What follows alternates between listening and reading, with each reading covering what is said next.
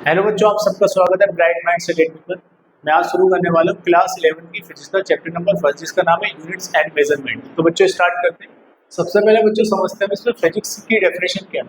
बच्चों physics is a branch of science which is devoted to the devoted का मतलब होता है समर्पित to the study of the nature and the natural phenomena. मतलब हम फिजिक्स में क्या पढ़ते हैं, स्टडी करते हैं नेचर के बारे में और नेचुरल फिनोमिना के बारे में। जैसे बच्चों रेनबो कैसे बनता है, आसमान नीला क्यों होता है, और कोई ऑब्जेक्ट नीचे ही क्यों गिरती है और उसको अपने ग्रेविटेशन फोर्स से अटैक करती है। ऐसे बहुत सारे नेचर के अंदर फिनोमिना होते हैं, उसकी स्टडी करते हैं। अब आते हैं बच्चों फिजिकल क्वांटिटीज को। बच्चों इसको समझने के लिए पहले मैं आपको एग्जांपल देता हूँ। जैसे आप अमेरिका जाते हो बच्चों, अगर आपको अमेरिकन लोगों से कम्युनिकेट करना, बातें समझनी उनकी, तो आपको इंग्लिश आनी चाहिए। मतलब एक भाषा की जानकारी होनी चाहिए इंग्लिश की। बच्चों ऐसी फिजिक्स के लॉज को डिस्क्राइब करने के लिए, एक्सप्लेन करने के लिए, लिखने के लिए एक लैंग्वेज की जरूरत पड़ती है जिसको बोलते हैं फिजिकल क्वांटिटीज। मतलब एक तरीके से मैं आपको समझाऊं, ये फिजिकल जो क्वांटिटीज होती हैं ये फिजिक्स के एक तरीके से अल्फाबेटिकल होते हैं जिस सब लॉज को लिख पाते हैं। जैसे कि physical to M A, force एक फिजिकल क्वांटिटी है, मास एक फिजिकल क्वांटिटी है, एक्सीलरेशन फिजिकल क्वांटिटी है। तो फिजिकल टू क्या हो गया, एम ए हो गया। आगे समझते हैं बच्चों डेफिनेशन इसकी। देखिए, all the quantities in terms of laws of physics described and whose measurement is necessary for are called physical quantities. जो भी मैंने आपको समझाया। तो बच्चों एग्जांपल देखते हैं, जैसे कि लेंथ, मास, टाइम, फोर्स, टेम्परेचर, ये सब क्या है, फिजिकल क्वांटिटीज है। अब बच्चों हम समझते हैं यूनिट्स का कॉन्सेप्ट क्या होता है, यूनिट क्या होते हैं। पहले हम डेफिनेशन समझते हैं, फिर हम एग्जांपल समझेंगे।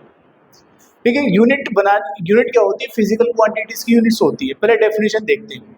The chosen standard of measurement of A quantity which has essentially the same nature as that of the physical quantity। इसका मतलब क्या है कि हम क्या करते हैं बच्चों, जो फिजिकल क्वांटिटी होती है उसमें से हम क्या करते हैं, यूनिट बनाते हैं। मतलब हर किसी फिजिकल क्वांटिटी की यूनिट होती है, जैसे कि लेंथ की मीटर, और मास की किलोग्राम, टेम्परेचर की डिग्री सेल्सियस या केल्विन। अब मैं आपको समझाऊं बच्चों ये ज़रूरी क्यों है। जैसे फॉर एग्जांपल आप बाजार जाते हो, आप दुकानदार के पास गए, कपड़ा लेने जाते हो, आप बोलोगे मुझे 3 कपड़ा दे दो। 3 कपड़ा मतलब वो दुकानदार समझ नहीं पाएगा, बोलेगा 3 मीटर कपड़ा चाहिए, है ना, यानी कि लेंथ में चाहिए। मतलब जब तक आप उसके 3 के आगे एक वो यूनिट नहीं लगाओगे, मीटर सेंटीमीटर, तो समझ नहीं पाएगा। या फॉर एग्जांपल आप बाजार जाते हो दूध लेने, दुकानदार से बोलते हो आप मुझे 10 दूध दे दो। 10 का मतलब कुछ भी नहीं यहाँ पर, यानी कि नंबर यूनिट के बिना अधूरा है। जब तक आप उसको बोलोगे 10 किलो दूध चाहिए, तो तब दुकानदार उस बात को समझेगा।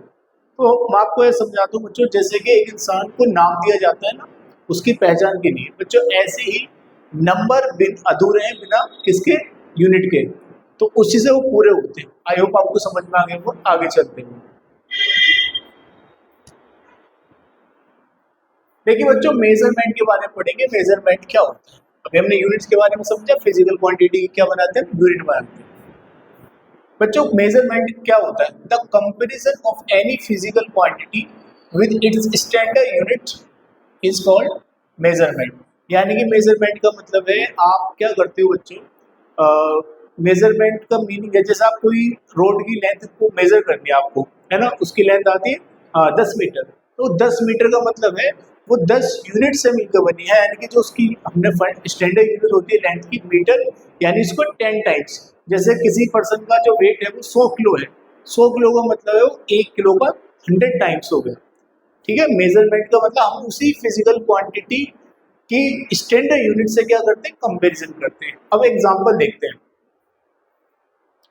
जैसे बच्चों हमारे पास में एक रोड है, ठीक है, इसकी लेंथ है टोटल 3 मीटर, यानी कि यानी कि कैसे बनी होगी, 1 मीटर 1 मीटर 1 मीटर। मतलब यहाँ पर 1 मीटर जो है वो 3 टाइम यूज हो रहा है ना। तो हमने लिखा A B is equal to 3 metre. ठीक है, हमने लिखा A B is equal to 3 metre. अब देखो बच्चों यहाँ पे समझो, ये ए बी क्या है, ए बी ये फिजिकल क्वांटिटी का मैग्नीट्यूड है। क्या है बच्चों, मैग्नीट्यूड, यानी मैग्नीट्यूड ऑफ ए क्वांटिटी। जैसे हम किससे रिप्रेजेंट कर रहे हैं इसको, क्यू से, है ना। और यहाँ पे 3 मीटर, और बच्चों एन क्या बता रहा है, एन बता रहा है न्यूमेरिकल वैल्यू। जैसे यहाँ पे लिखा हुआ है Q is equal to 3 metre, तो 3 का मतलब है न्यूमेरिकल वैल्यू बताएगा। और ये जो मीटर है ये यूनिट का साइज बताता है, मतलब कितनी बड़ी यूनिट है, कितनी छोटी यूनिट है। अब देखिए ध्यान से यहाँ पे, यानी कि बच्चों एक इंपॉर्टेंट बात, अगर आप इसको ए बी को 3 मीटर लिखते हो या आप इसको लिखते हो इसको 300 सेंटीमीटर, बच्चों इसका मतलब एक ही है। मतलब ऐसा नहीं होगा कि 3 मीटर को अगर आपने 300 सेंटीमीटर लिख दिया तो ये इसकी लेंथ थोड़ी बढ़ेगी, मैग्नीट्यूड तो सेम रहेगा, है ना। फिजिकल क्वांटिटी का अगर एक यूनिट से दूसरे यूनिट में जाते हैं तो मैग्नीट्यूड क्या होता है, वो सेम रहता है।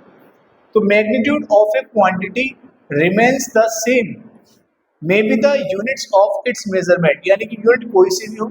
जैसे एग्जांपल अभी मैंने आपको समझाया, यहाँ पर A B is equal to 3 metre या 300 सेंटीमीटर, तो मैंने लिखा 3 मीटर या 300 सेंटीमीटर। तो हमने अभी समझा कि जैसे हम किसी की फिजिकल क्वांटिटी का मैग्नीट्यूड कैसे लिखते हैं, Q is equal to N U, N1 U1 numerical value और यूनिट का साइज, एक सिस्टम। दूसरा न्यूमेरिकल वैल्यू U2 क्या है और यूनिट का साइज, ठीक है। अगर बच्चों ये जो वैल्यू होती है N1, ये हमारा N2 है, ये हमारा U1 है, ये हमारा U2 है। अगर बच्चों N1 की वैल्यू इससे छोटी होती है, इससे देखिए 300 छोटी है ना, तो बच्चों क्या बड़ा होगा, हमारा U1 बड़ा होगा, U1 ग्रेटर देन U2। तो यहाँ पर यही बात बताई गई है, अगर ये वैल्यू छोटी होगी ना, मतलब ये वैल्यू छोटी होगी तो ये U1 बड़ा हो जाता है। आई होप आपको समझ में आ गया होगा। आगे चलते हैं, अब आते हैं बच्चों फंडामेंटल या बेस क्वांटिटीज पर। जैसे मैंने अभी आपको बताया था बच्चों, आपको कम्युनिकेट करने के लिए एक भाषा की जरूरत पड़ती है, भाषा के अंदर लेटर्स आते हैं। और जैसे बच्चों इंग्लिश में अल्फाबेटिकल होते हैं तो वॉवेल्स होते हैं, वॉवेल्स का काम होता है, वॉवेल से सारे वर्ड बनते हैं। ऐसे बच्चों कुछ क्वांटिटीज होती हैं, फिजिकल क्वांटिटी वैसे भी इनफाइनाइट होती है, लेकिन कुछ बेस क्वांटिटी होती है जिनका यूज करके हम बहुत सारी क्वांटिटी बना सकते हैं, जिनको हम फंडामेंटल या बेस क्वांटिटी कहते हैं। These physical quantity which are independent, यानी कि किसी पे भी डिपेंड नहीं होते। जैसे जो वॉवेल्स होते हैं, वॉवेल से ही वर्ड बनते हैं, है ना, उन्हीं का यूज करके बनाए जाते हैं, वो इंडिपेंडेंट होते हैं of each other and all the quantities may be express in terms of these quantities, यानी कि ऑल अदर क्वांटिटीज इन्हीं की फॉर्म, इन्हीं का यूज करके एक्सप्रेस की जाती है। तो इनको बोलेंगे फंडामेंटल क्वांटिटीज। ये बच्चों 7 होती है। पहली है मास, इसकी यूनिट होती है किलोग्राम, इसका सिंबल होता है केजी। और दूसरी होती है लेंथ, इसकी यूनिट होती है मीटर और सिंबल है एम। टाइम सेकंड, सिंबल है एस। टेम्परेचर की केल्विन होती है, के सिंबल होता है। इलेक्ट्रिक करंट की तो आपको पता है, 10th में पढ़ा होगा आपने इलेक्ट्रिक करंट। एम्पियर ए इसका सिंबल होता है। अमाउंट ऑफ सब्सटेंस, ये कम यूज होती है, ऊपर वाली ज़्यादा यूज होती है। अमाउंट ऑफ सब्सटेंस, इसकी यूनिट होती है मोल और सिंबल होता है MOL, मोल। लुमिनस इंटेंसिटी, इसकी यूनिट होती है कैंडिला और CD क्या होता है इसका बच्चों, सिंबल होता है। आगे चलते हैं, देखिए बच्चों अब आते हैं ड्राइव्ड क्वांटिटीज पर। किस पर, ड्राइव्ड क्वांटिटीज पर। बच्चों जैसे अल्फाबेटिकल से बहुत सारे वर्ड्स बनाए जा सकते हैं, है ना, तो ऐसी यहाँ पर कुछ ड्राइव्ड क्वांटिटीज है जिसको हम बनाते हैं बेस क्वांटिटी का यूज करके, है ना। यानी कि derived quantities are physical quantities that are obtained by combining 2 और more fundamental base quantities using mathematical operation such as multiplication और डिवीजन। यानी कि 2 ऑपरेशन से बनती है, ये मल्टीप्लिकेशन से या डिवीजन से। और बच्चों नॉर्मली ये इनफाइनाइट क्या होती है, infinite number of physical quantities होती है, जिसमें बेस क्वांटिटी कितनी है, 7 है, बाकी ड्राइव्ड क्वांटिटीज है। तो मैंने क्या बताया बच्चों, जब भी आपको एक ड्राइव्ड क्वांटिटीज बनानी है तो या आप मल्टीप्लिकेशन का यूज करोगे या करोगे आप डिवीजन का। फॉर एग्जांपल जैसे बच्चों एरिया है ना, एरिया क्या होता है, लेंथ इनटू ब्रेथ। बच्चों यहाँ पर जो लेंथ है, लेंथ फिजिकल ये हमारी एक बेस क्वांटिटी है, और ब्रेथ को भी हम मेजर करते हैं लेंथ में, मतलब लेंथ ही होती है। ये भी हमारी फिजिकल, ये हमारी फंडामेंटल क्वांटिटीज है। तो हमने क्या करा बच्चों, एक ड्राइव क्वांटिटी बना दी एरिया, जिसमें 2 बार लेंथ का यूज हो रहा है। ठीक है, अब बात करते हैं स्पीड। स्पीड क्या होता है बच्चों, डिस्टेंस अपॉन में टाइम। तो बच्चों डिस्टेंस है, डिस्टेंस जो होती है उसको मेजर करते हैं मीटर में। एक तरीके से हमारी इसको रिप्रेजेंट कर रही है बेस क्वांटिटी को, और टाइम ये भी बेस क्वांटिटी है। तो हमने क्या करके बनाया, यहाँ पर डिवीजन करके बनाया, यहाँ पर मल्टीप्लाई करके बनाया। तो कहने का मतलब है जब आपको ड्राइव क्वांटिटी बनाते हैं तो या मल्टीप्लाई होती है एक क्वांटिटी की दूसरे में, या डिवीजन होता है। आई होप आपको समझ में आ गया होगा। चलते आगे। अब आते हैं बच्चों सिस्टम ऑफ यूनिट्स। बच्चों सिस्टम ऑफ यूनिट्स का मतलब होता है एक सेट होता है यूनिट्स का, एक सिस्टम के अंदर एक सेट है यूनिट का, जिसमें जो क्वांटिटीज होती हैं उनकी यूनिट्स अलग अलग होती है। मतलब कोई छोटी यूनिट होती है, कोई बड़ी यूनिट होती है। लेकिन नॉर्मली 4 सिस्टम होते हैं। एक एफपीएस सिस्टम, ये ब्रिटिश इंजीनियरिंग सिस्टम होता है। ये कम यूज किया जाता है क्योंकि इसमें बच्चों बहुत छोटी वगैरह यूनिट आती है, मतलब ये कम यूज में आता है। मतलब इसमें हम क्या करते हैं, जो लेंथ होती है ना, लेंथ को फुट में मेजर करते हैं, और मास को पाउंड में, और टाइम को सेकंड में। सीजे सिस्टम, इसमें यूनिट छोटी होती है, यानी कि लेंथ की सेंटीमीटर, मास की ग्राम, टाइम की सेकंड।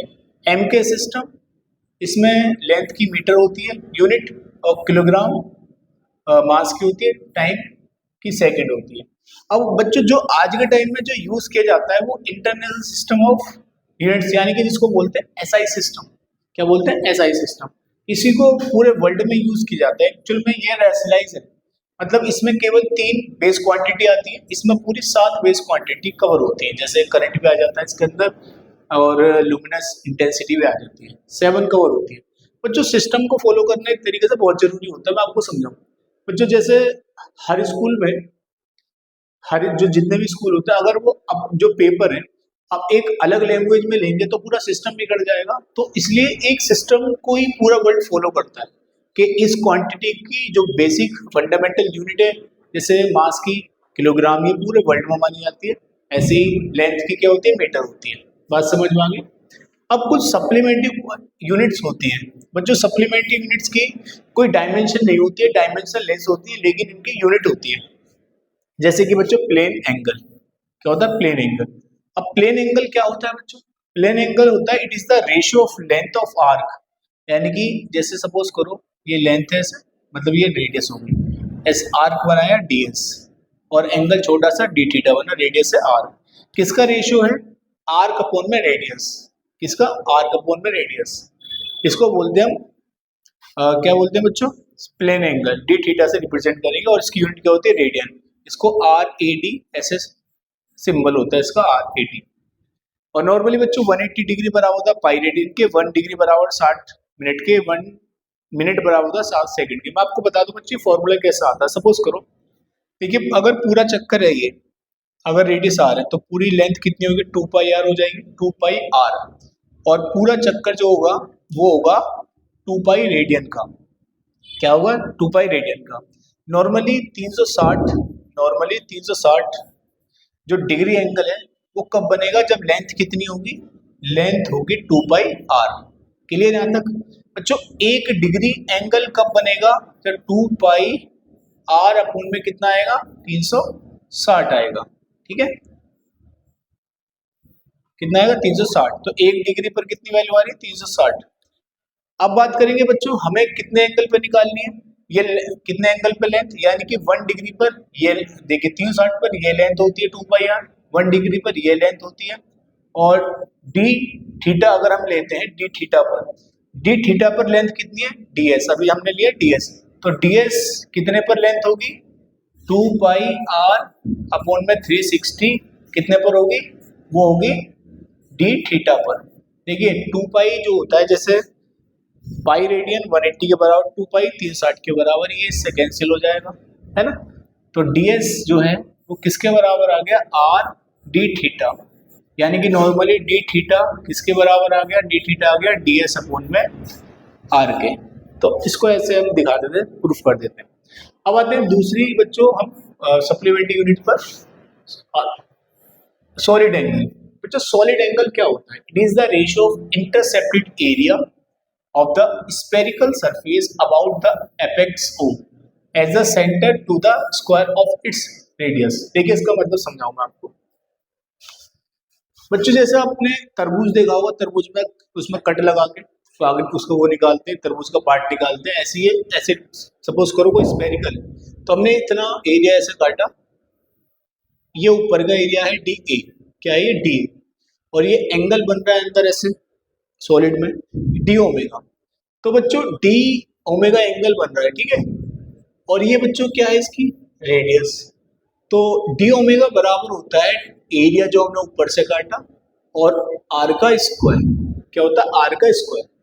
तो बच्चों इसकी जो यूनिट होती है वो होती है स्टेरेडियन। इसकी क्या होती थी? रेडियन होती थी। और एक रेडियन का मतलब ये होता था कि अगर आप जैसे जितनी आर होगा उतनी रेडियस, मतलब अगर 1 यूनिट ले रहे हैं आर, 1 यूनिट रेडियस ले रहे हैं, तो दोनों की वैल्यू 1 आएगी, तो हम एंगल को बोलेंगे 1 रेडियन।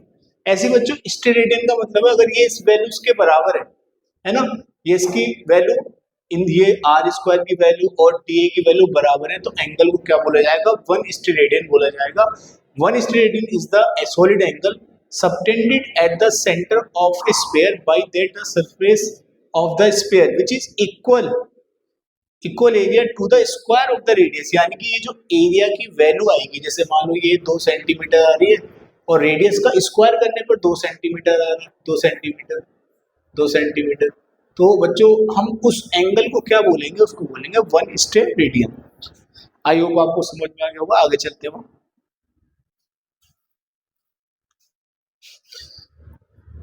देखिए बच्चों यहाँ पर कुछ इंपॉर्टेंट प्रैक्टिकल यूनिट से आप इनकी वैल्यू याद कर लेना, जैसे कि एस्ट्रोनॉमिकल यूनिट। ये अर्थ का जो सेंटर होता है और सन का सेंटर के बीच की डिस्टेंस होती है 1.5 10 की पावर 11 मीटर। और बच्चों लाइट ईयर क्या होती है? लाइट ईयर एक बड़ी यूनिट है जो पढ़ रहे हैं। बच्चों लाइट ईयर का मतलब है जब लाइट एक साल में जितनी डिस्टेंस कवर करती है उसको बोलते हैं 1 लाइट ईयर। बच्चों नॉर्मली जो लाइट की स्पीड होती है वो होती है 3 लाख किलोमीटर पर सेकेंड। तो एक साल में लाइट ट्रेवल कितना करती है? 9.46 10 की पावर 15 मीटर। और पारसेक और बड़ी यूनिट होती है। एक पारसेक बराबर होता है 3.26 लाइट ईयर के बराबर।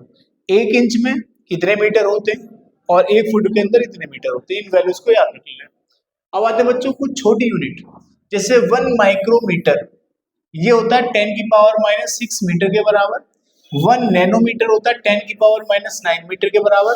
1 एंगस्ट्रम 10 की पावर -10 मीटर के बराबर। 1 फेम्टोमीटर ये छोटी यूनिट है। इनमें न्यूक्लियस के मतलब एटम के साइज, न्यूक्लियस के साइज को मेजर किया जाता है। एक फेम्टोमीटर ये फर्मी होता है 10 की पावर -15 मीटर के बराबर।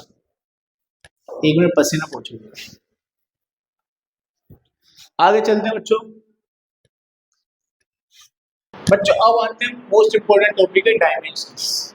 इंपॉर्टेंट है काफी डायमेंशंस। बच्चों समझने पहले डायमेंशन क्या होती है। Dimensions of a physical quantity are the powers of the fundamental quantities mass length time. मतलब पावर्स है किसकी? फंडामेंटल क्वांटिटीज की। That express the nature of the physical quantities की हेल्प से हम क्या करते हैं? किसी फिजिकल क्वांटिटी के नेचर को एक्सप्रेस करते हैं। एक्चुअल में डायमेंशन हमें क्या बताता है? Dimension tells how a physical quantity depends on the fundamental quantities. Actual में हमें डायमेंशन से ये पता चलता है कि किसी फिजिकल क्वांटिटी में कितनी बेस क्वांटिटी आती है। समझ में आ गई बात? जैसे कि एग्जांपल देखिए वेलोसिटी। बच्चों वेलोसिटी का नॉर्मली फॉर्मूला क्या होता है?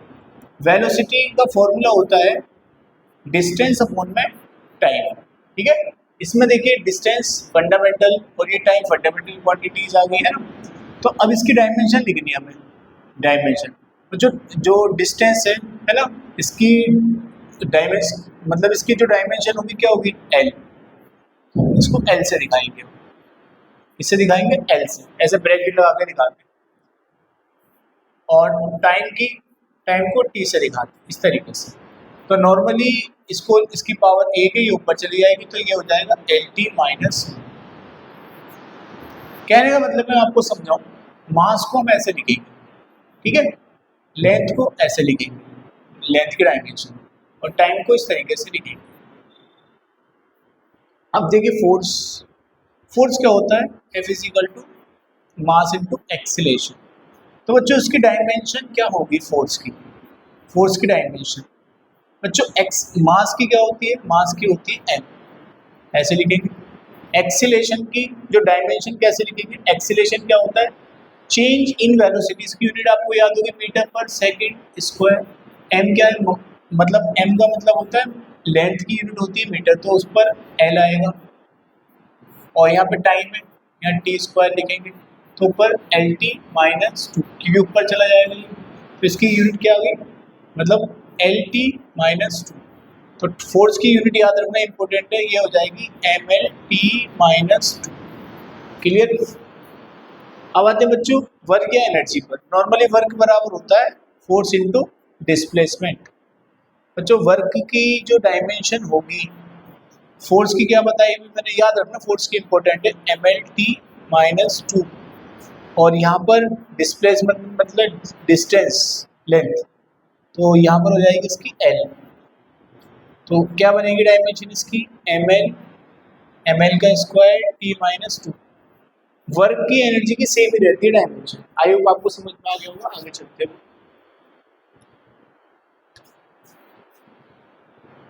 देखिए बच्चों कुछ इंपॉर्टेंट डायमेंशंस यहाँ पे फॉर्मूला दिए हुए हैं जो आपको याद करनी है। वेलोसिटी क्या भी मैंने बताया ये होती है, एक्सीलरेशन क्या भी बताया मैंने, मीटर पर सेकंड स्क्वायर, इसकी क्या हो जाएगी LT माइनस 2। फोर्स की MLT माइनस 2 बताई, वर्क एनर्जी की ML स्क्वायर T माइनस 2 बताई। पावर की कैसे निकालते हैं बच्चों, पावर की निकालते हैं, पावर क्या होता है, पावर होता है W अपॉन में T। W का मतलब वर्क, वर्क की क्या होती है बच्चों, ML स्क्वायर T माइनस 2, और ऊपर T भी चला जाएगा, यानी कि देखो इसकी कैसे बनेगी, इसकी बनेगी ML स्क्वायर T माइनस 2, नीचे टाइम है, टाइम, तो बच्चों ये पावर एक है, ऊपर जाके माइनस हो जाएगी, क्योंकि देखो माइनस T की पावर माइनस 2 है, ये ऊपर जाके माइनस हो जाएगी, तो कितनी हो जाएगी टोटल, माइनस 3 हो जाएगी। प्रेशर क्या होता है बच्चों, फोर्स अपॉन में एरिया, फोर्स अपॉन में एरिया।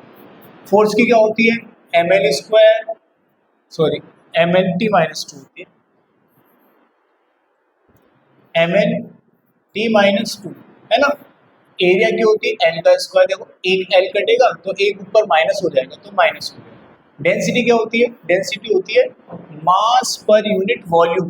बच्चों मास की होगी M, और वॉल्यूम मतलब LBH, तीनों लेंथ से रिलेटेड होगी है ना, तो तीनों की क्या हो जाएगी, वॉल्यूम बराबर क्या होगा LBH, ये भी लेंथ, ये भी लेंथ, ये भी लेंथ, तो इनकी डायमेंशन L की पावर 3।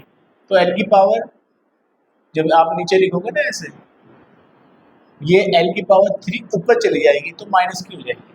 अब आते हैं मोमेंटम। बच्चों मोमेंटम क्या होता है, मोमेंटम होता है P से दिखाते हैं M इंटू वी। इसकी M की होगी मतलब मास की होगी M, और वेलोसिटी की होगी LT माइनस 1। याद रखना वेलोसिटी की इंपॉर्टेंट है, LT माइनस 1, तो क्या होगी MLT माइनस 1। फ्रीक्वेंसी क्या होती है बच्चों, फ्रीक्वेंसी होती है F बराबर 1 अपॉन टाइम पीरियड। तो टाइम की तो आपको पता है क्या होती है T, तो ये ऊपर चला जाएगा, तो T की पावर माइनस 1 फ्रीक्वेंसी की होगी। इसकी ग्रेविटेशन फोर्स की बता दूं मैं, एक मिनट, ग्रेविटेशन और कांस्टेंट की कैसे निकालते हैं बच्चों, आपको याद होगा 9th क्लास में, 11th क्लास, 9th क्लास में पढ़ा होगा, 11th में तो अभी आया हुआ। F इजिकल टू होता है G M1 M2 अपॉन में R स्क्वायर, यानी कि दो मास और के बीच में इतना फोर्स लगता है, हमें G की निकालनी है, तो इसको इधर मल्टीप्लाई करो, M1 M2 को डिवाइड करो, तो G बराबर क्या आएगा F R स्क्वायर अपॉन में M1 M2। बच्चों फोर्स की क्या होती है, फोर्स की होती है MLT माइनस 2, ये होती है फोर्स की, ठीक है। और R क्या है, रेडियस लेंथ L का स्क्वायर अपॉन में मास दो बार आ रहा है तो M का स्क्वायर हो जाएगा। तो बच्चों देखो M से M कटेगा, मैं यहाँ लिख रहा हूँ ऊपर है ना इस साइड में, यहाँ पे लिख रहा हूँ, एक M से M कटा और एक M बचा नीचे, तो ऊपर जाके क्या हो जाएगा माइनस हो जाएगा। क्लियर, L और एल स्क्वायर क्या हो गया, एल की पावर 3 हो गया, और टी की पावर -2, यहाँ पर टी की पावर -2। देखिए यही लिखा हुआ है यहाँ पर, आप ध्यान से देख सकते हो, यही डायमेंशन लिखी हुई है, एन की पावर -1 एल की क्यूब टी की पावर -2। तो बच्चों ये डायमेंशन आपको याद रखनी है, इंपॉर्टेंट है, ये बहुत फ्रिक्वेंटली यूज होती है, जब आप कोई क्वेश्चन करोगे तो इसमें यूज होती होती तो बहुत सारी, लेकिन सबसे ज्यादा काम की होती है। आगे चलते हैं बच्चों अभी हमने पढ़ी डायमेंशन के बारे में, डेफिनेशन क्या होती है, और हमने डायमेंशन पढ़ी बहुत सारी क्वांटिटीज की। बच्चों अब समझते हैं डायमेंशन का यूज क्या होता है, यूजेस ऑफ डायमेंशन इक्वेशन। देखिए सबसे इसके 3 यूज है।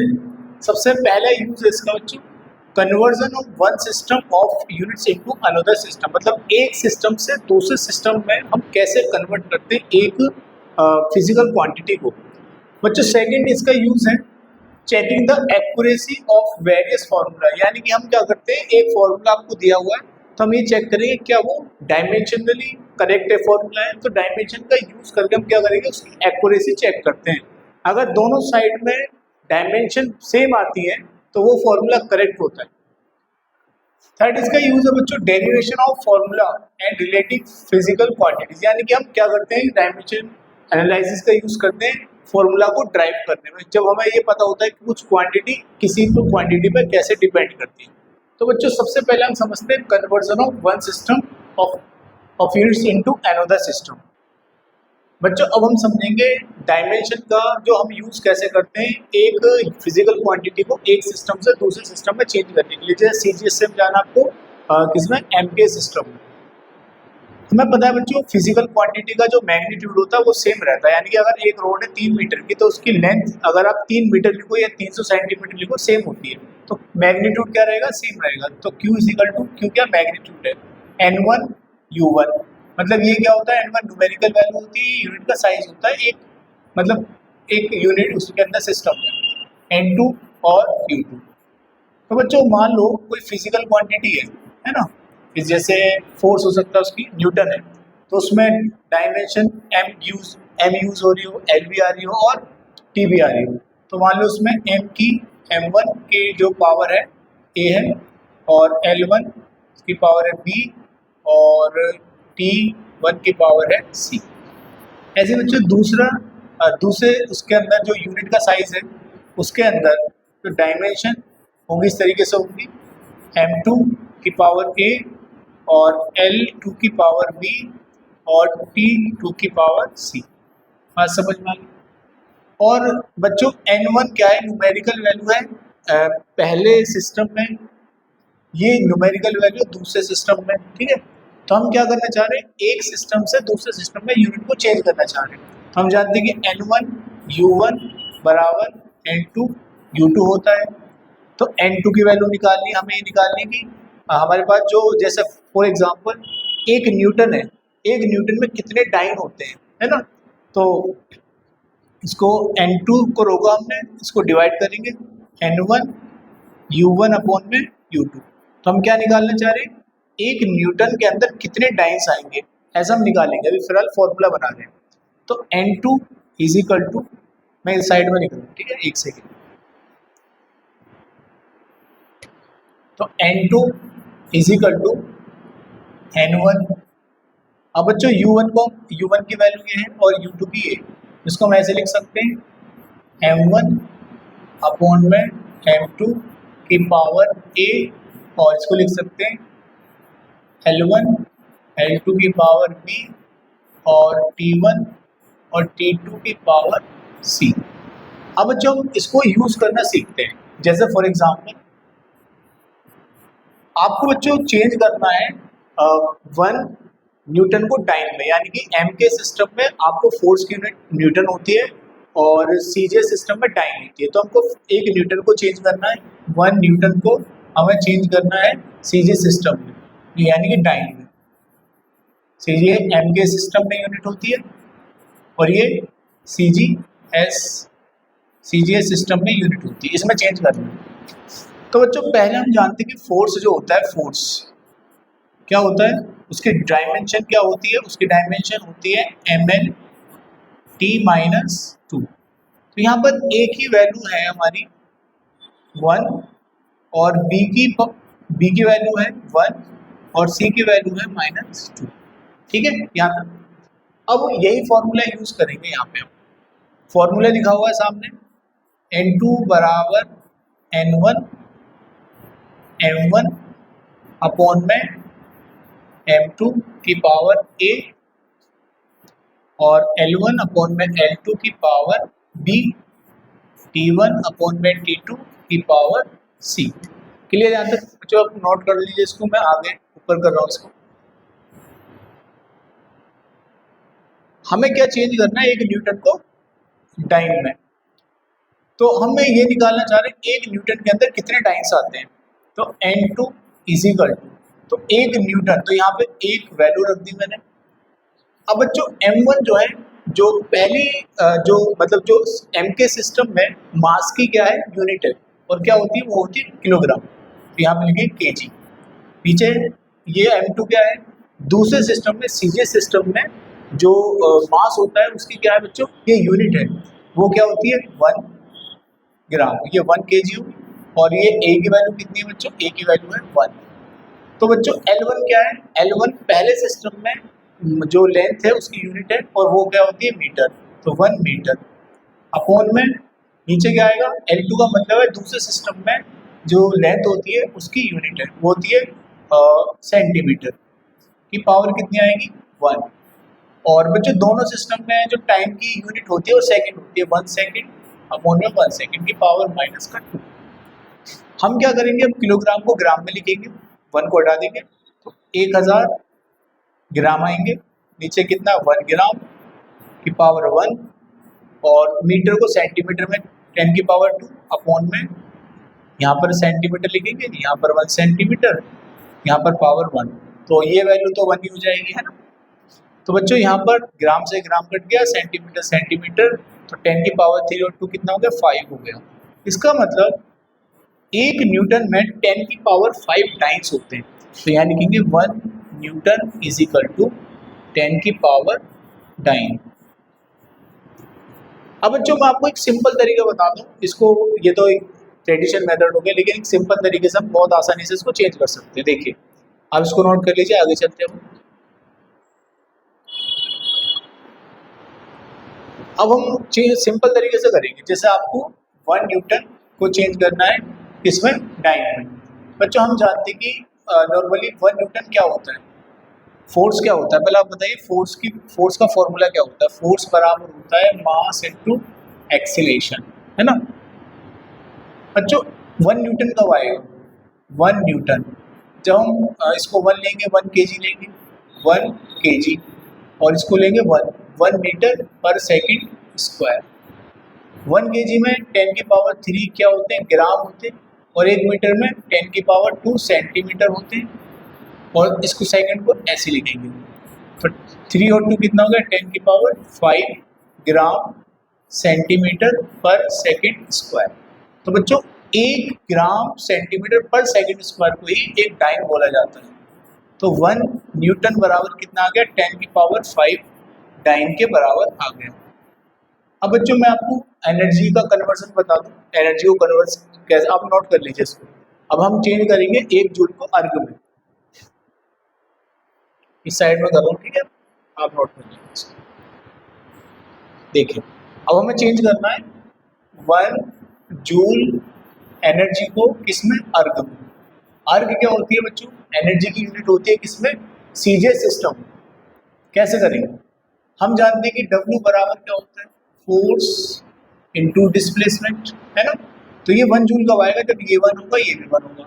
तो 1 जूल इज इक्वल टू, बच्चों अभी हमने फोर्स का मतलब फोर्स की यूनिट हमने कन्वर्ट किया था डाइन में, तो यहाँ पे 1 लिखेंगे, इसको 1 लिखेंगे, तो यहाँ पे आएगा 1 न्यूटन, और यहाँ पर आएगा 1 मीटर। यानी कि 1 जूल कब आएगा, जब ये भी 1 होगा ये भी 1 होगा। 1 न्यूटन में कितने डाइन होते हैं, 10 की पावर 5 डाइन, ठीक है। और 1 मीटर में कितने सेंटीमीटर होते हैं, 10 की पावर 2 सेंटीमीटर। तो कितना हो जाएगा, 5 और 2 10 की पावर 7 डाइन सेंटीमीटर को ही क्या बोला जाता है, एक अर्ग बोला जाता है।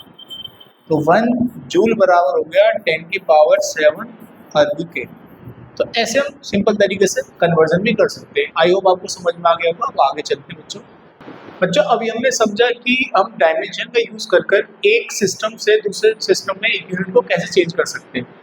अब आते हैं सेकेंड इसका डायमेंशन का यूज। एक सेकेंड, इसमें हम क्या करते हैं बच्चों, सेकेंड यूज क्या है, checking the accuracy of formula. यानी कि हम क्या कर सकते हैं बच्चों, डायमेंशन का यूज कर एक फॉर्मूले को चेक कर सकते हैं कि वो करेक्ट है नहीं। हम क्या करते हैं, लेफ्ट साइड की और राइट साइड में जो क्वांटिटी होती है उनकी डायमेंशन निकालते हैं। अगर वो डायमेंशनली बराबर आती है तो फॉर्मूला क्या होता है, करेक्ट होता है। अब देखिए बच्चों हम कैसे चेक करते हैं। सबसे पहले कुछ इंपॉर्टेंट बातें समझनी है। वी कैन ऐड और सब्ट्रैक्ट सिमिलर फिजिकल क्वांटिटीज। बच्चों हम क्या करते हैं, सेम ही फिजिकल क्वांटिटी को ऐड कर सकते हैं और सब्ट्रैक्ट कर सकते हैं। जैसे बच्चों 2 मीटर है तो 2 मीटर को 3 मीटर में क्या ऐड करेंगे, है ना, समझ में आ रही। मीटर को मीटर में ऐड करेंगे तो मीटर आएगा, और मास को मास में ऐड करेंगे तो फिजिकल क्वांटिटी क्या आएगी, मास ही आएगी। आज समझ में आ रही है। हम ऐसे ऐड नहीं कर सकते जैसे कि आपने लिया 5 न्यूटन, 5 न्यूटन को ये अलग क्वांटिटी है उसको हम जोड़ेंगे लेंथ में, तो ऐसा नहीं कर सकते। समझ में आ रही बात। देखो मैं आपको एग्जांपल समझो। जैसे फॉर एक आम है, अगर आम को आम में जोड़ेंगे तो संख्या आम की संख्या आएगी। अगर मैं आपसे बोलूं आम प्लस तरबूज क्या बनेगा, आम प्लस तरबूज, अरे बच्चों कुछ नहीं बनेगा ना, तो ये जोड़ेगा क्योंकि ये अलग चीज है ये अलग चीज है। तो कहने का मतलब है सेम हम क्या करते हैं, फिजिकल क्वांटिटी को ही ऐड करते हैं और सब्ट्रैक्ट करते हैं। एक इंपॉर्टेंट बात, इसको क्या बोलते हैं, this is called the principle of homogeneity of dimension. इसको क्या बोला जाता है, प्रिंसिपल ऑफ होमोजेनिटी बोला जाता है। अब जैसे बच्चों एक डायमेंशन है, जैसे लेंथ को अगर हम लेंथ में जोड़ेंगे तो लेंथ ही आएगी। तो ऐसे मत ये नहीं मत समझे कि लेंथ को 12 होगा। एक्चुअली में हम लेंथ को लेंथ में जोड़ेंगे तो फिजिकल क्वांटिटी लेंथ आएगी, मास को जोड़ेंगे मास में तो मास ही आएगा। तो अगर मास को मास में से माइनस करेंगे तो फिजिकल क्वांटिटी क्या आएगी, हमारी मास ही आएगी। बात समझ में आ रही है। तो इस बात को आपको ध्यान रखना है। अब बच्चों इसी पर हम कुछ क्वेश्चन करते हैं। क्वेश्चन कैसे करते हैं देखिए। तो बच्चों इस टॉपिक पर हम आगे क्वेश्चन करेंगे। आगे चलते हैं बच्चों। अब हम समझेंगे डायमेंशन का यूज कर हम किसी फॉर्मूले की करेक्टनेस को कैसे चेक कर सकते हैं कि फॉर्मूला करेक्ट है। देखिए पहला क्वेश्चन करते हैं, check the correctness of the relation t is equal to 2 pi upon में 2 पाई इंटू एल अपॉन में जी। एल क्या है बच्चों, लेंथ है, और टी क्या टाइम पीरियड है ऑफ ए सिंपल पेंडुलम। जी क्या है बच्चों, एक्सीलरेशन ड्यू टू ग्रेविटी। तो सबसे पहले हम चेक लेते हैं left hand side, left hand side की डायमेंशन लेंगे। तो यहाँ पे क्या टाइम पीरियड, तो टाइम पीरियड की यूनिट होती है सेकंड, तो इसका डायमेंशन आएगी टी। अब लेते हैं हम राइट हैंड साइड की डायमेंशन। बच्चों इसकी जब डायमेंशन लेंगे ये क्या है 2 पाई, एक कांस्टेंट होता है, कांस्टेंट की कोई डायमेंशन नहीं होती है। तो हमें डायमेंशन किसकी लेंगे, हम एल की। एल क्या है लेंथ, तो इसकी डायमेंशन आ गई एल अपॉन में। बच्चों जी का एक्सीलरेशन ड्यू टू ग्रेविटी, यानी कि एक्सीलरेशन की जो डायमेंशन होती है वो क्या होती है एल टी माइनस 2। बच्चों इसकी आपको याद करनी पड़ेगी, फोर्स की, वेलोसिटी की और एक्सीलरेशन की और वर्क की याद कर लो। कई क्वांटिटी है जो ज़्यादातर यूज़ की जाती है। देखिए बच्चों यहाँ पर क्या होगा, एल से एल कैंसिल होगा और टी की पावर माइनस 2 प्लस हो जाएगा ऊपर जाके, तो यहाँ पर हो जाएगा टी का स्क्वायर। ये ऐसे लिख सकते हैं हम, ऐसे स्क्वायर कर देंगे तो स्क्वायर से रूट कटेगा तो क्या बचेगा टी। तो यहाँ पे दोनों साइड बराबर होगी, एल एच एस की डायमेंशन, एल एच एस की डायमेंशन, आर एच एस की डायमेंशन बराबर है। इसका मतलब ये फॉर्मूला करेक्ट है। तो बच्चों अब आगे चलते हैं नेक्स्ट क्वेश्चन। देखिए इसको चेक करते हैं। ये आपने पढ़ा हुआ relation 100% V square minus U square is equal to A S. बच्चों वी वेलोसिटी है, ये भी वेलोसिटी है, ये final initial, A for acceleration, S का मतलब डिस्टेंस है। तो सबसे पहले हम चेक करते हैं लेफ्ट हैंड साइड की डायमेंशन। तो बच्चों यहाँ पर देखिए इसकी डायमेंशन लिखेंगे वेलोसिटी की। वेलोसिटी की डायमेंशन होती है एल टी माइनस 1, और यहाँ पे क्या लग रहा है बच्चों, यहाँ पे लग रहा है स्क्वायर माइनस। अब यहाँ पे यू स्क्वायर की, एल टी ये भी वेलोसिटी है तो यहाँ पर भी क्या आएगा स्क्वायर। अभी मैंने आपको क्या बताया, अगर आप सेम डायमेंशन को प्लस माइनस करते हो, यानी कि ये हमारी वेलोसिटी को रिप्रेजेंट करेंगे, वेलोसिटी को माइनस करेंगे तो ये कटेगा नहीं, ये सेम ही आएगा, LT माइनस 1 का स्क्वायर। तो यहाँ पर क्या होगा बच्चों, L का स्क्वायर इसका स्क्वायर हो जाएगा। अब लेते हैं हम राइट हैंड साइड की डायमेंशन। तो इसकी डायमेंशन लेंगे, देखो बच्चों 2 जो है कांस्टेंट है, इसकी डायमेंशन होगी नहीं, इसकी और इसकी डायमेंशन लेंगे। एक्सीलेशन की डायमेंशन होती है LT माइनस 2, क्लियर। और यहाँ पर S की होती है, क्या होती है, S की L, लेंथ यानी कि डिस्टेंस L हो जाएगी उसकी, L क्या हो जाएगा, L का स्क्वायर T की पावर माइनस 2। तो बच्चों यहाँ पे दोनों का मतलब यहाँ पे दोनों की वैल्यू सेम आ रही है, इसका मतलब ये फॉर्मूला करेक्ट है। आगे चलते हैं, अब आते हैं बच्चों नेक्स्ट क्वेश्चन पर। इसकी हमें एक्यूरेसी चेक करनी है। और बच्चों यहाँ पे क्या दिया, F फ्रीक्वेंसी है, L लेंथ है, T टेंशन का मतलब फोर्स होता है, मतलब रस्सी को जब खींचते हैं उसमें टेंशन आती है, फोर्स के बराबर होती है इसकी डायमेंशन। M क्या है, मास पर यूनिट लेंथ, यानी कि M अपॉन में L। तो बच्चों सबसे पहले हम चेक करते हैं लेफ्ट हैंड साइड की डायमेंशन। बच्चों फ्रीक्वेंसी क्या होता है, फ्रीक्वेंसी होती है रेसिप्रोकल होता है टाइम पीरियड का। तो देखिए टाइम पीरियड की जो डायमेंशन होगी वो होगी T, ये ऊपर जाएगा T की पावर माइनस 1। तो फ्रीक्वेंसी की डायमेंशन याद रखो T की पावर माइनस 1। तो यहाँ पर क्या हो जाएगा, T की पावर माइनस 1। अब राइट हैंड साइड की डायमेंशन लिखते हैं हम। इससे पहले कुछ टर्म्स बता दूंगा ना, एक मिनट इस साइड में। जैसे बच्चों यहाँ पर इसकी बता दूं M की, M यहाँ पे क्या है, M यहाँ पर मास पर यूनिट लेंथ, मास की M हो जाएगी डायमेंशन, इसकी क्या हो जाएगी, इसकी L हो जाएगी। तो मास पर यूनिट लेंथ की डायमेंशन क्या होगी, M L माइनस 1, क्लियर। तो इस साइड की डायमेंशन लेंगे बच्चों, 1/2 की जो डायमेंशन पूछ रहे हैं कांस्टेंट है, तो 1 अपॉन क्या आएगा, 1 अपॉन L आएगा, अंडर रूट T क्या है बच्चों, टेंशन मतलब force, MLT minus 2 bracket upon में M क्या है, मास पर यूनिट लेंथ, उसकी डायमेंशन है M L माइनस 1, क्लियर। यहाँ तक आगे चलते, 1 अपॉन L अंडर रूट, बच्चों M से M कैंसिल हो जाएगा, L की पावर माइनस 1 ऊपर जाके प्लस हो जाएगी, यहाँ पे ही बने ना तो प्लस की 2 हो जाएगी, L का स्क्वायर T की पावर माइनस 2। अब बच्चों स्क्वायर रूट है, ये पावर कैंसिल हो जाएंगे, मतलब हम इसको ऐसे लिख सकते हैं 1 अपॉन L अंडर रूट, इसको लिखा जा सकता है LT माइनस 1 की पावर कितनी है, स्क्वायर रूट से स्क्वायर कट जाएगा, 1 अपॉन में L, तो कितना आएगा LT माइनस 1। बच्चों L से L कट गया तो कितनी आ गई डायमेंशन, T की पावर माइनस 1। इसका मतलब ये फॉर्मूला हमारा करेक्ट है, दोनों की साइड यानी कि ये LHS बराबर क्या आ रहा है, RHS के आ रहा है। आगे चलते हैं। अब बच्चों ये अलग टाइप के क्वेश्चन आते हैं, इसमें हमें डायमेंशन फाइंड करनी होती है। In van der Waals equation P plus A upon V square V minus B RT, what are the dimension of A, यानी कि A की डायमेंशन पूछ रहा है और B की डायमेंशन पूछ रहा है। बच्चों P का मतलब है प्रेशर है, V का मतलब वॉल्यूम है, T का मतलब है टेम्परेचर, R का मतलब है गैस कांस्टेंट। देखो बच्चों करते कैसे इस क्वेश्चन को, बच्चों हमें पता है हम सेम क्वांटिटी को ही ऐड कर सकते हैं और सब्ट्रैक्ट कर सकते हैं। इसका मतलब प्रेशर में कुछ ऐड हो रहा है, इसका मतलब ये भी क्या होगा, प्रेशर ही होगा, समझ में आ रही है बात। और बच्चों वॉल्यूम में से B माइनस हो रहा है, इसका मतलब हम सेम क्वांटिटी को ही क्या कर सकते हैं, माइनस कर सकते हैं। इसका मतलब जैसे वेलोसिटी में वेलोसिटी को ऐड कर सकता है तो दूसरी क्वांटिटी भी क्या होगी, वेलोसिटी होगी। इसका मतलब प्रेशर जो होगा वो किसके बराबर होगा, P अपॉन में V स्क्वायर। तो हमें A की डायमेंशन निकालनी है, तो V स्क्वायर को मल्टीप्लाई कर दो P into V square. V का मतलब बच्चों यहाँ पे क्या दिया, वॉल्यूम। अब बच्चों प्रेशर हम डायमेंशन लिखते हैं इसकी, किसकी डायमेंशन, A की डायमेंशन क्या होगी। बच्चों प्रेशर की डायमेंशन कैसे निकालते हैं, प्रेशर बराबर क्या होता है, फोर्स अपॉन में एरिया। इसकी फोर्स की डायमेंशन क्या होती है, MLT माइनस 2, ठीक है। और एरिया होता है L स्क्वायर, इसकी डायमेंशन ब्रैकेट में M। बच्चों L की पावर 2 है, ऊपर जाके क्या हो जाएगी, जैसे पावर 1 है यहाँ पर ये, और ऊपर जाके ये पावर माइनस हो जाएगी, तो कितना बचेगा, एल की पावर -1, एल की पावर -1 और टी की पावर -2।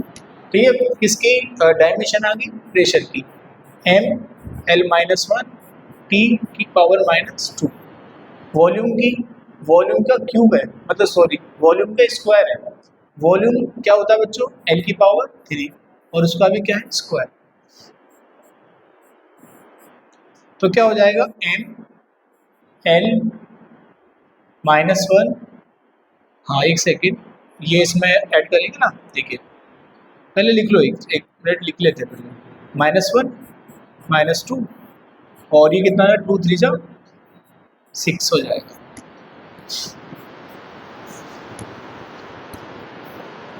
अब क्या है, डायमेंशन आएगी,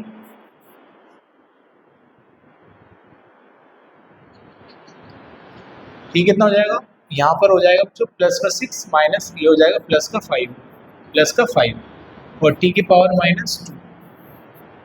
तो ये किसकी डायमेंशन आ गई, ए की डायमेंशन। अब निकालते हैं बी की डायमेंशन, मैं इसको रफ कर रहा हूँ ना इस साइड। अब फाइंड करेंगे हम इसकी डायमेंशन, बी की डायमेंशन। तो हमें पता है सेम क्वांटिटी प्लस माइनस होती है, तो इसका मतलब वी क्या होगा, बी के बराबर। तो बी की डायमेंशन क्या होगी, वॉल्यूम की डायमेंशन के बराबर, एल की पावर 3। तो ये इसका आंसर आ जाएगा। आई होप आपको समझ में आ गया होगा। आगे चलते हैं बच्चों, अब समझते हैं एंगल का केस। देखिए आपको एक क्वेश्चन दिया है, A is equal to A sin omega t minus kx, obtain the dimension formula of A omega और T की डायमेंशन निकालनी है। x क्या है बच्चों, डिस्टेंस है, और T क्या है, टाइम है। बच्चों एक बार बताओ, यहाँ पे जो ट्रिग्नोमेट्री रेशियो होते हैं इसमें क्या आता है, एंगल आता है। इसका मतलब ये एंगल होगा, और एंगल में से एंगल को माइनस किया जा रहा है, इसका मतलब ओमेगा टी जो होगा वो क्या होगा, कुछ एंगल होगा, है ना।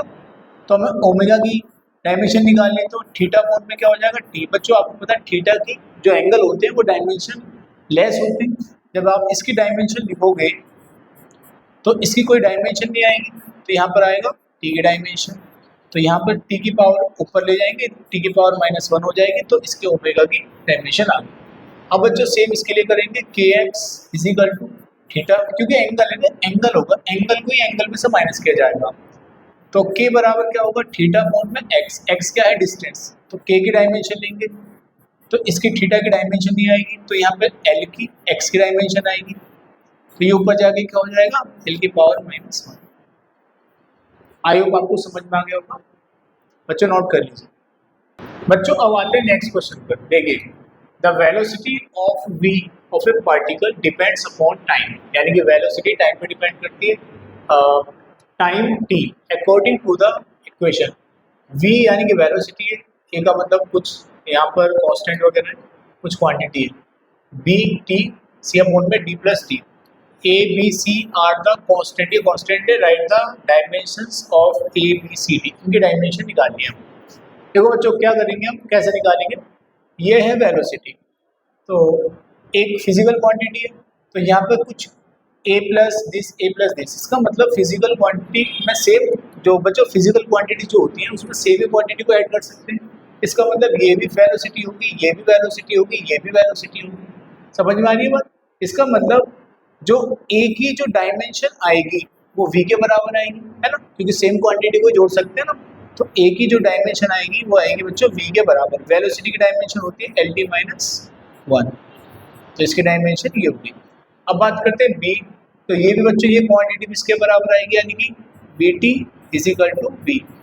अब हम इसकी डायमेंशन निकालेंगे b की, तो v अपॉन में t।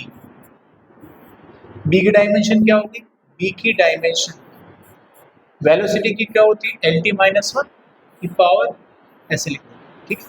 तो t की क्या हो जाएगी, टाइम मतलब t। अब ये पावर 1 है नीचे, प्लस ऊपर जाके माइनस हो जाएगी, तो l देखिए -1 है पावर, ये भी जाके -1 हो जाएगी, क्या हो जाएगी, -2। तो lt, एक सेकेंड, lt -2, ये इसकी डायमेंशन आ गई, ठीक है। अब आगे निकालते हैं इसकी डायमेंशन।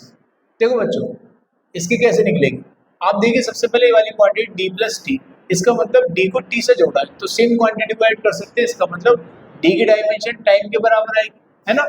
तो d की जो डायमेंशन होगी वो किसके बराबर आएगी, टाइम की डायमेंशन के, क्योंकि बच्चों सेम क्वांटिटी को हम ऐड कर सकते हैं, सबके कर सकते हैं। तो हमें इसकी डायमेंशन पता चल गई। ये जो पूरी क्वांटिटी है वेलोसिटी के बराबर लिखेंगे, यानी कि हम लिखेंगे सी बराबर सी बराबर नहीं आएगी, वी बराबर सी अपॉन में डी प्लस टी।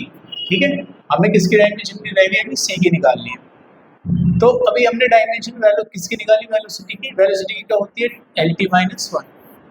और सी की डायमेंशन ऐसे निकलेंगे। अभी इसकी डायमेंशन निकाली हमने, है ना, टाइम की डायमेंशन के बराबर थी, इधर मल्टीप्लाई कर दो तो सी की डायमेंशन आ जाती है हमारे पास में एल, ये मल्टीप्लाई हो जाएगा, यानी कि माइनस है ये प्लस है, तो L1 टी की पावर कितनी आ जाएगी? जीरो। नॉर्मली हम इसको ऐसे लिख सकते हैं L की पावर 1। आगे समझ में, आप इसको नोट कर लीजिए बच्चों। आगे चलते हो नेक्स्ट टॉपिक पर।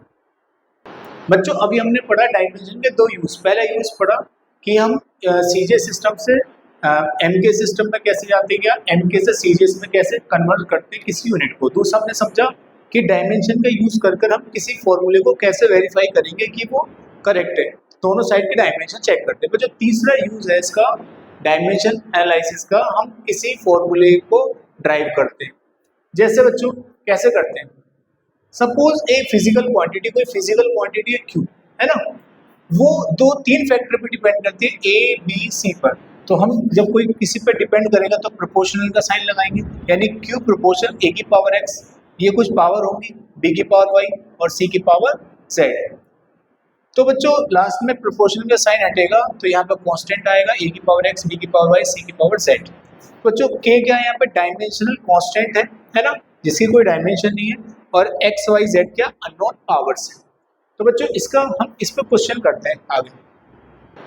देखिए बच्चों हम डायमेंशन हम डायमेंशन का यूज करके कैसे फॉर्मूले को ड्राइव करते हैं। पहले क्वेश्चन पढ़ते हैं। The frequency of vibration f of a string में depends upon length of the string, tension T, the string and the mass per unit length m of the string. Using the method of dimension drive the formula. यानी कि जो frequency है ना बच्चों, frequency वो किस पे डिपेंड कर रही है? वो डिपेंड कर रही है लेंथ पर स्ट्रिंग की, यानी कि एल की पावर ए लेंगे, और टेंशन पर, टेंशन क्या होता है? फोर्स होता है, यहाँ पर बी पावर लेंगे। उसके बाद में तीसरी क्वांटिटी पे डिपेंड कर रही है मास पर यूनिट लेंथ पर, इसकी पावर हम लेंगे सी। उसके बाद सेकंड स्टेप क्या होती है? एफ बराबर, यहाँ पे प्रोपोर्शनलिटी का साइन हटेगा, यहाँ पे कांस्टेंट आएगा, है ना, एल की पावर ए, टी की पावर बी और एम की पावर सी। इसको फर्स्ट इक्वेशन मान लेते हैं। अब दोनों साइड में डायमेंशन लिखते हैं। जो फ्रीक्वेंसी की डायमेंशन होती है टी की पावर -1, क्योंकि टाइम पीरियड का क्या होता है? रेसिप्रोकल होता है। अब यहाँ पर इसकी कांस्टेंट की कोई डायमेंशन नहीं होती है, तो यहाँ पर एल की डायमेंशन लिखेंगे एल, ठीक है।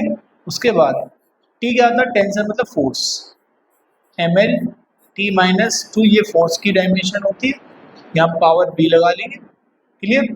और मास पर यूनिट लेंथ यानी कि एम अपॉन में एल, तो इसकी जो डायमेंशन होगी मास की और एल की पावर -1 की पावर आएगा सी। अब बच्चों यहाँ पर देखो, यहाँ पर मास की कोई डायमेंशन नहीं, तो एम जीरो पावर जीरो जाएगी, एल की भी जीरो और टी की पावर -1। अब यहाँ पर क्या करेंगे? जो एम की देखो ये पावर सबकी है, तो एम की पावर बी, एम की पावर बी, और यहाँ पर एम की पावर सी भी आएगी प्लस का सी। अब एल, एल की पावर ए है, यहाँ मल्टीप्लाई करेंगे बी भी हो जाएगा, और यहाँ मल्टीप्लाई करेंगे माइनस का सी भी हो जाएगा। क्लियर यहाँ तक? अब एक और रह गया बस, तो यहाँ पर कितना आ रहा है? यहाँ पर सी भी आ रहा है। अब टी, टी की पावर यहाँ बी की मल्टीप्लाई करेंगे माइनस का 2b, और एल यहाँ कितना है? बस टी तो एक ही है। अब इसको बंद कर देंगे। अब कंपैरिजन करेंगे बोथ साइड, यानी कि b plus C is equal to 0, यानी कि b plus C is equal to 0, और a plus B minus C किसके इक्वल आएगा? 0 के इक्वल, और माइनस का 2b किसके इक्वल आ रहा है? वो आ रहा है -1 के बराबर। माइनस से माइनस कट गया बच्चों, माइनस से माइनस कट गया, तो b की वैल्यू कितनी आ गई? तो ये 2 इधर चला जाएगा, b की वैल्यू आ गई 1/2। अब और वैल्यू निकालते हैं, है ना, b की वैल्यू हमारे पास में आ गई 1/2, तो b plus C is equal to 0। तो b की वैल्यू है 1/2, यहाँ से c की वैल्यू निकल कर आएगी, जो c की वैल्यू हो जाएगी -1/2। अब बच्चों फर्स्ट वाली इक्वेशन से जो सेकंड वाली थी कौन सी, देखिए हमारे पास थी a + b - c बराबर 0। हमें किस किस की डायमेंशन पता चल, वो वैल्यू पता चल गई b की और हमें पता चल गई c की, तो हमें निकालना a। तो बच्चों a क्या होगा, c को राइट साइड में ले जाओ और b को माइनस कर दो। बच्चों c की वैल्यू कितनी है, c की वैल्यू आई है हमारे पास -1/2 और b की वैल्यू है प्लस की 1/2, तो ये माइनस लग रहा है 1/2, -1/2 माइनस का 1 हो जाएगा।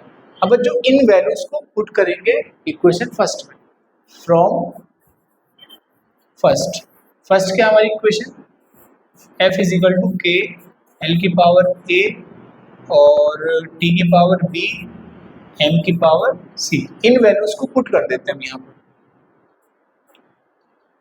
तो बच्चों k इंटू एल की पावर a की वैल्यू कितनी आई है हमारे पास में -1, और उसके बाद में t, b की वैल्यू कितनी आई है, b की आई है 1/2, तो 1/2 लिख देंगे यहाँ पे। उसके बाद c की वैल्यू आई है -1/2, तो यहाँ पर माइनस का 1/2 लिख देंगे।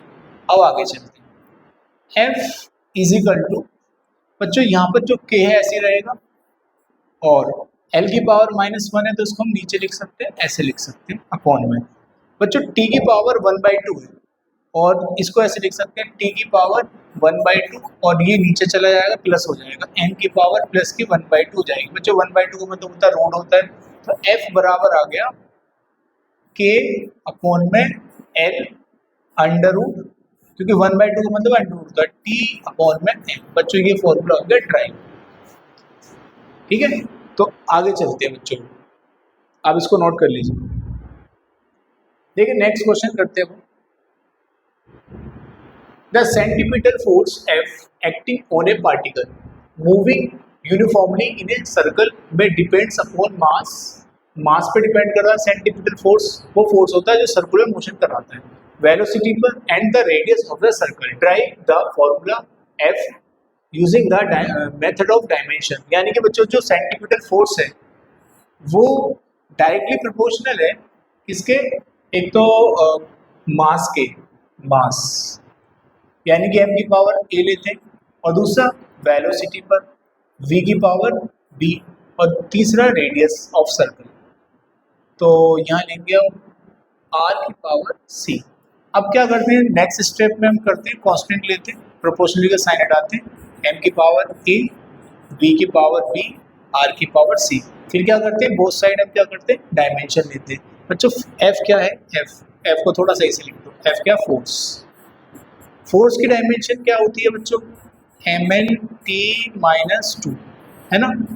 कांस्टेंट की डायमेंशन नहीं लिखनी है, m की डायमेंशन क्या हो जाएगी, m मास की है ना, पावर k लगा देंगे, या तो अंदर लगा लो कोई दिक्कत नहीं। उसके बाद में बच्चों वेलोसिटी की डायमेंशन होती है lt-1 की पावर b और r क्या है, रेडियस इसकी हो जाएगी l की पावर c।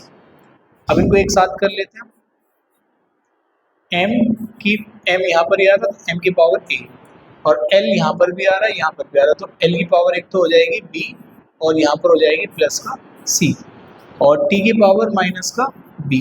अब दोनों साइड में कंपैरिजन करेंगे, m की पावर 1 है, l की पावर 1, t की पावर -2, कंपैरिजन करेंगे तो a बराबर क्या आएगा, कैपिटल बना लो इसको, a बराबर आएगा 1 और b plus c is equal to आएगा 1 के बराबर और माइनस b आएगा -2 के बराबर, minus b is equal to minus का 2, माइनस से माइनस कट गया, b की वैल्यू कितनी आ गई, 2 आ गई, a की वैल्यू आ गई, b की वैल्यू 2 आ गई और c की वैल्यू यहाँ से फाइंड कर लेते हैं। देखिए b प्लस c बराबर है 1, क्लियर। हमें b की वैल्यू पता है 2, तो 2 प्लस c बराबर 1, तो बच्चों c की वैल्यू कितनी आ जाएगी, जब इसको 1 में से 2 को माइनस करेंगे तो वैल्यू आ जाएगी माइनस का 1। बात समझ में आ गई। अब देखिए, अब इन वैल्यूज को जो ABC की वैल्यूज आई हैं, अब जो हमारी ये वाली इक्वेशन को फर्स्ट मान लो, इसको इसमें पुट कर देंगे, तो फ्रॉम इक्वेशन फर्स्ट से आते हैं, देखिए फर्स्ट इक्वेशन जो है हमारी क्या है, k इंटू एम की पावर a, एम a की वैल्यू कितनी आ रही है 1, तो 1 रख देंगे यहाँ पर। उसके बाद में v वेलोसिटी, वेलोसिटी की b की वैल्यू कितनी आ रही है बच्चों, b की वैल्यू आ रही है 2, तो यहाँ पर रख देंगे 2। उसके बाद में r की पावर c, तो r c की वैल्यू कितनी आ रही है, c की वैल्यू आ रही है -1, तो बच्चों इसको लिखा जाएगा k m v स्क्वायर, ये नीचे आएगा तो ये हो जाएगा r। तो बच्चों यही हमारा क्या होता है, फॉर्मूला होता है M V square upon r, और प्रैक्टिकली देखा जाता है k की वैल्यू 1 आती है, नॉर्मली फॉर्मूला हमारा ऐसा बन जाता है M V square upon r। I hope आपको समझ में आ गया होगा बच्चों। नेक्स्ट जो टॉपिक हमारा वो नेक्स्ट वीडियो में करेंगे। इस वीडियो को देखने के लिए थैंक यू सो मच।